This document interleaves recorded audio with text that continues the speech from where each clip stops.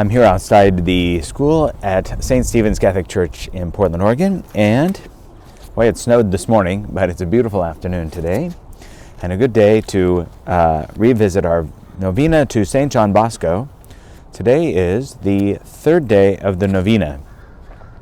Now we're going to take a look at another one of the dreams of St. John Bosco, and this is dream number 21, called 10 Hills. October 1864. Don Bosco seemed to be in a vast valley swarming with thousands and thousands of boys, so many in fact that their number surpassed belief. Among them, he could see all past and present pupils, and the rest, perhaps, were yet to come. Scattered among them were priests and clerics then at the oratory. A lofty bank blocked one end of the valley. As Don Bosco wondered what to do with all those boys, a voice said to him, "Do you see that bank? Well, both you and the boys must reach its summit." At Don Bosco's word, all those youngsters dashed toward the bank. The priests, too, ran up the slope, pushing the boys ahead, lifting up those who fell and hoisting on their shoulders those who were too tired to climb farther. Father Rua, his sleeves rolled up, kept working hardest of all, gripping two boys at a time and literally hurling them up to the top of the bank, where they landed on their feet and merrily scampered about. Meanwhile, Father Caliero and Father Francesca ran back and forth encouraging the youngsters to climb. It did not take long for all of them to make it to the top. "Well, now what shall we do?" Don Bosco asked. "You must all climb each of the 10 hills before you," the voice replied. "Impossible! So many young, frail boys will never make it." "Those who can't will be carried," the voice countered. The Innocent. At this very moment, at the far end of the bank appeared a gorgeous, triangular-shaped wagon, too beautiful for words. Its 3 wheels swiveled in all directions. 3 shafts rose from its corners and joined to support a richly embroidered banner, carrying in large letters the inscription, "Innocentia," Innocence. A wide band of rich material was draped about the wagon, bearing the legend, "Adiutorio Dei Altissimi, Patris et Filii et Spiritus Sancti," with the help of the Most High God, Father, Son, and Holy Spirit. Glittering with gold and gems, the wagon came to a stop in the boys' midst. At a given order, 500 of the smaller ones climbed into it. Among the untold thousands, only these few hundred were still innocent. The Penitent. As Don Bosco kept wondering which way to go, a wide, level road strewn with thorns opened before him, and suddenly there also appeared 6 white-clad former pupils who had died at the oratory. Holding aloft another splendid banner with the inscription "Penitentia," penance, they placed themselves at the head of the multitude, which was to walk the whole way. As the signal to move was given, many priests seized the wagon's prow and led the way, followed by the 6 white-clad boys and the rest of the multitude. The lads in the wagon began singing "Laudate pueri Dominum," "Praise the Lord, you children," with indescribable sweetness. Don Bosco kept going forward, enthralled by their heavenly melody, but on an impulse, he turned to find out if the boys were following. To his deep regret, he noticed that many had stayed behind in the valley, while many others had turned back. Heartbroken, he wanted to retrace his steps, to persuade those boys to follow him and to help them along, but he was absolutely forbidden to do so. "Those poor boys will be lost," he protested. "So much the worse for them," he was told. "They too received the call, but refused to follow you. They saw the road they had to travel. They had their chance." Don Bosco insisted, pleaded, and begged, but in vain. "You too must obey," he was told. He had to walk on. Innocence lost. He was still smarting with this pain when he became aware of another sad fact. A large number of those riding in the wagon had gradually fallen off, so that a mere 150 still stood under the banner of Innocence. His heart was aching with unbearable grief. He hoped that it was only a dream, and made every effort to awaken himself, but unfortunately it was all too real. He clapped his hands, and heard their sound. He groaned, and heard his sighs resound through the room. He wanted to banish this horrible vision, but could not.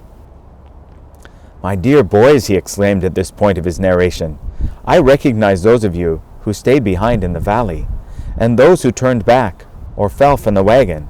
I saw you all. You can be sure that I will do my utmost to save you. Many of you whom I urged to go to confession did not accept my invitation. For heaven's sake, save your souls." The 8th hill. Many of those who had fallen off the wagon joined those who were walking, and meanwhile the singing in the wagon continued, and it was so sweet that it gradually abated Don Bosco's sorrow. 7 hills had already been climbed, and as the boys reached the 8th, they found themselves in a wonderful village, where they stopped for a brief rest. The houses were indescribably beautiful and luxurious.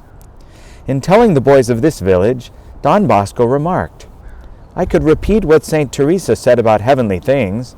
To speak of them is to belittle them. They are just too beautiful for words.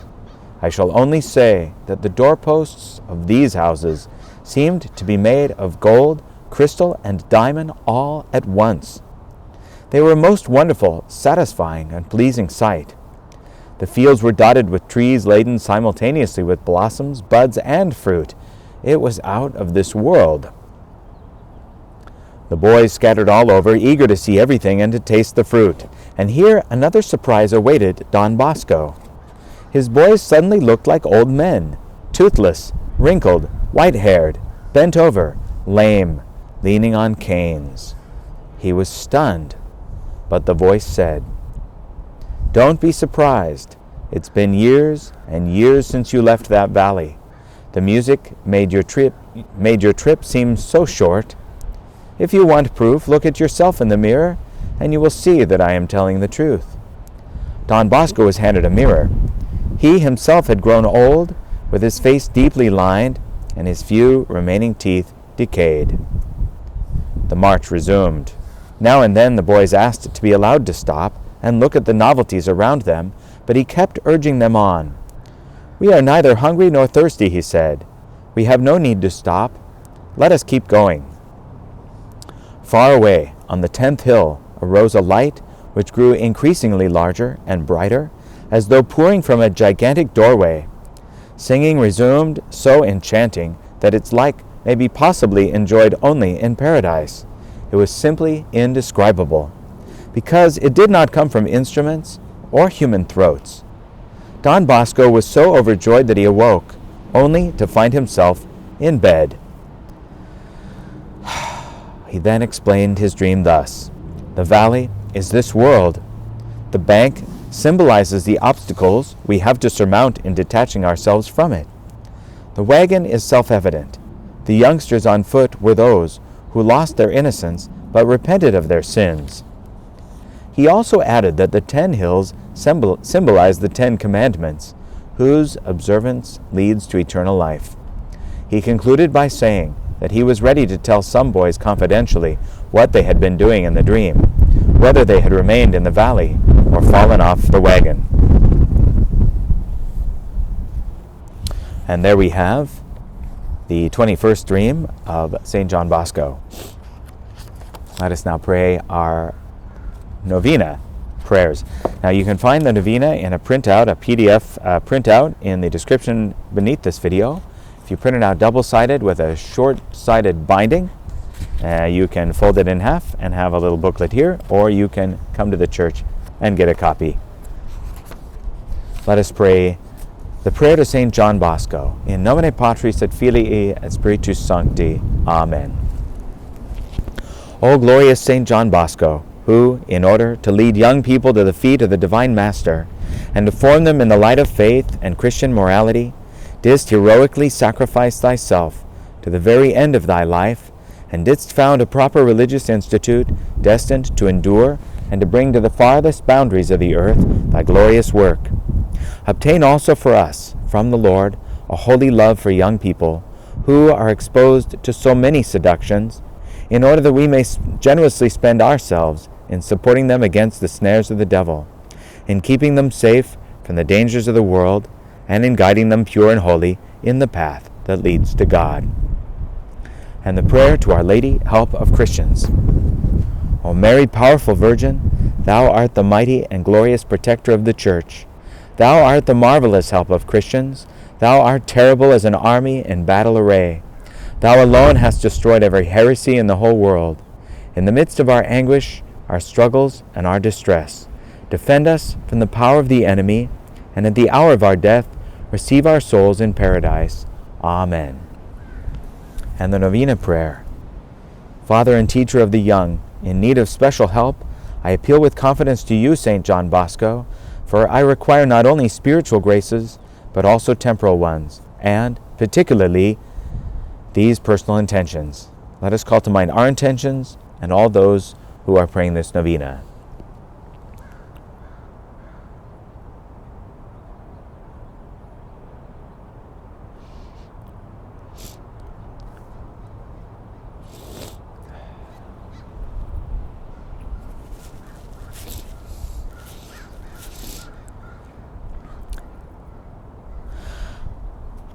And for all the intentions of those praying this novena. May you who on earth had such great devotion to Jesus in the Blessed Sacrament and to Mary, help of Christians, and who always had compassion for those who were suffering, obtain from Jesus and his heavenly Mother the grace I now request, and also a sincere resignation to the will of God. Our Father, who art in heaven, hallowed be thy name, thy kingdom come, thy will be done on earth as it is in heaven. Give us this day our daily bread, and forgive us our trespasses, as we forgive those who trespass against us. And lead us not into temptation, but deliver us from evil. Amen. Hail Mary, full of grace, the Lord is with thee. Blessed art thou among women, and blessed is the fruit of thy womb, Jesus. Holy Mary, Mother of God, pray for us sinners now and at the hour of our death. Amen. Glory be to the Father, and to the Son, and to the Holy Ghost, as it was in the beginning, is now, and ever shall be, world without end. Amen. In nomine Patris et Filii et Spiritus Sancti. Amen. Well, join me tomorrow for the 4th day in our novena to St. John Bosco, and don't miss a day of prayer with us.